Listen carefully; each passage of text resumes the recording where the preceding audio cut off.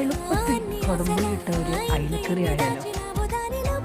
ആദ്യം ഒരു ചട്ടി വെളിച്ചെണ്ണ ഒഴിച്ച് അത് കത്തിക്കാം. എന്നിട്ട്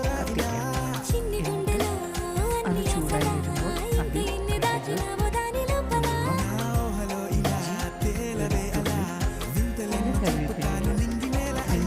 നന്നായി ഇളക്കാം.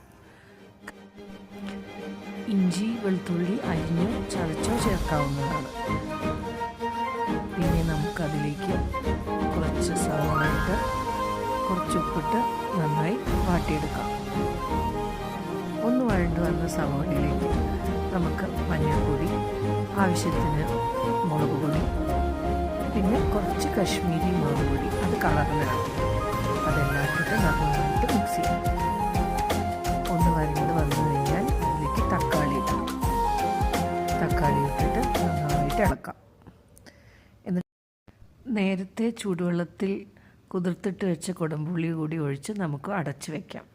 ഒരു 10 മിനിറ്റ് തിളച്ച് കഴിഞ്ഞാൽ നല്ല മണം വരാൻ തുടങ്ങും.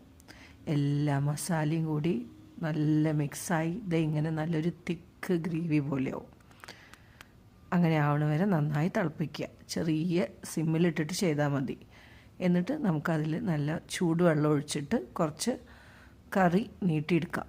എന്നിട്ടതിൽ തിളച്ച് വരുമ്പോൾ നല്ല അയില കഷ്ണങ്ങളിട്ടിട്ട് ഇളക്കുക. എന്നിട്ട് അടച്ച് വെച്ചിട്ട് ഒരു 10-15 മിനിറ്റ് നമുക്കിതിനെ തിളപ്പിച്ചെടുക്കാം. എത്ര വറ്റി വരുന്നോ അത്രയും ടേസ്റ്റ് കൂടും ഈ കറിക്ക്.